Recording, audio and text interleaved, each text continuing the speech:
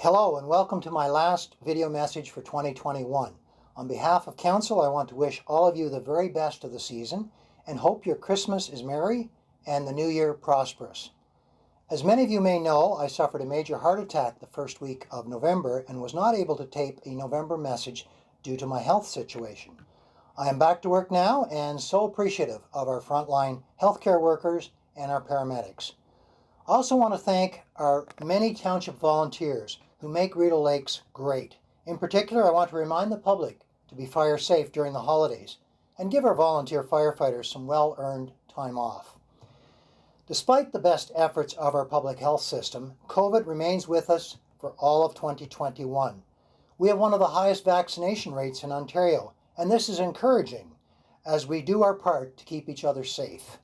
Children 5 to 12 are now able to be vaccinated, and many adults, myself included, are now eligible to get the third dose.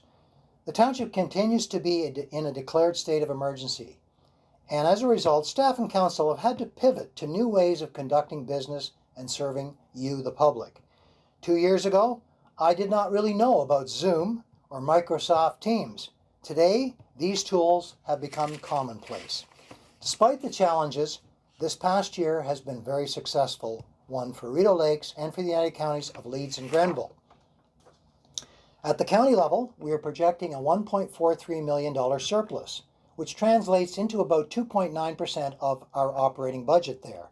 On the capital side, we undertook 66 projects with a $31.5 million budget.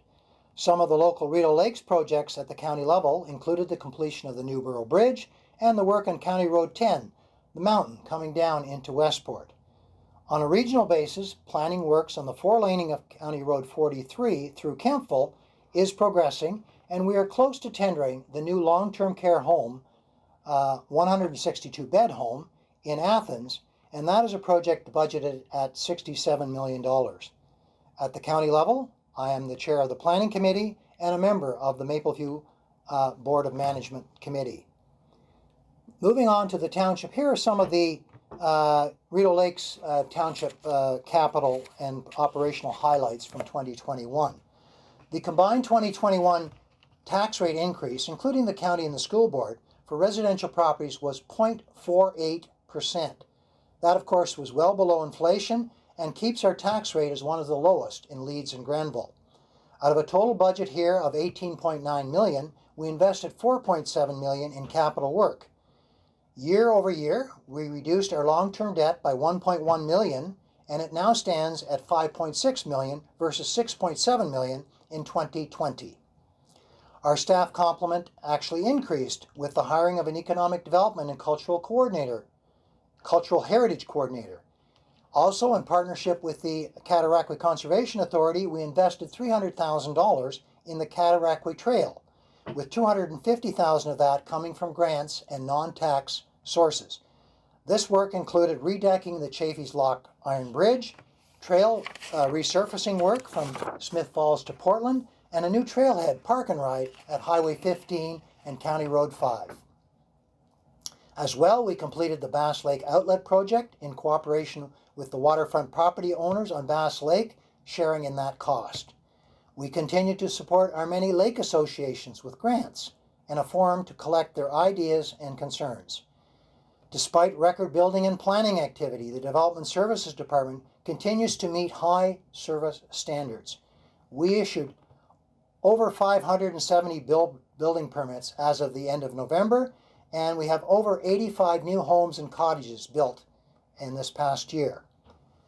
We improved our road construction efficiency and roadside brushing with the purchase of a rubber-tired excavator. We successfully recruited new volunteer firefighters and expanded their training, for example, in ice and rope rescue. We made progress on the renewal of the Ronald E. Holman Municipal Complex in the South Elmsley Ward. We're in the process there of adding a new library with outdoor recreation space to be added in 2022. We added to our emergency response capabilities through the addition of a rapid deployment boat. We continue to digitize our records here, and that will improve efficiency, our access to those records, and reduce the physical storage space required for any future new building. We held an official opening of the new OPP detachment in Portland in the former school. A Township Affordable Housing Committee was formed and started to lay the groundwork for the addition of more affordable units. We welcomed a number of new businesses and multi-million-dollar commercial investments, including 2 cafes in Portland, a truss manufacturing facility in South Elmslie Ward, a propane depot just outside of Smith Falls, an expanded self-storage facility in Crosby, and a new feed mill elevator in the Delta Phillipsville area. With increased federal and provincial funding, we continue to grow our broadband fiber internet partnership with WTC Communication. This means that about 1/5 of all Rideau Lakes homes and businesses will now have access to 1 gigabyte fiber to the home, and 1/5 will have access to 5010 megabyte service wireless. This is close to half of all of our homes and businesses in this township. With the support of our architects, we have made significant progress on a new municipal hub in Portland, including a decision on site selection and the major components for this hub. We advanced a detailed update to our asset management plan, which will help guide our future capital investments and prioritization of necessary road work. We did pass a comprehensive update to our official plan, including strong policy language for lake and environmental protection, as well as support for housing options and affordability.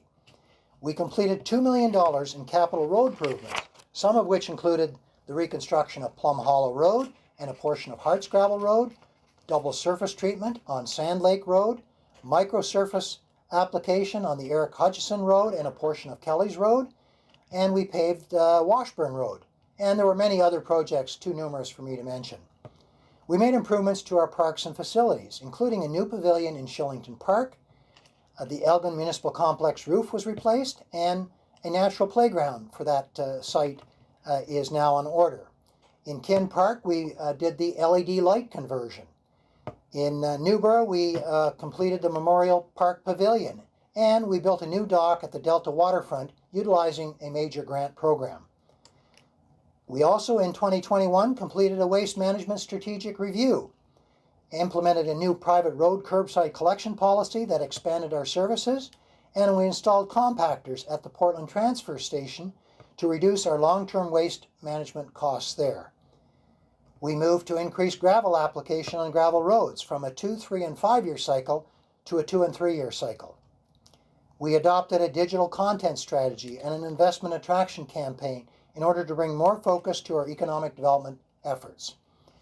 We added many new community signs, highlighting our new brand, and we're in the process of adding an electronic sign to our Elgin Municipal Complex. As well, we successfully partnered with an outside agency to run our summer programs, and we restarted swimming lessons in various locations. We also completed a visioning exercise for Newborough, which we will be following up on in 2022.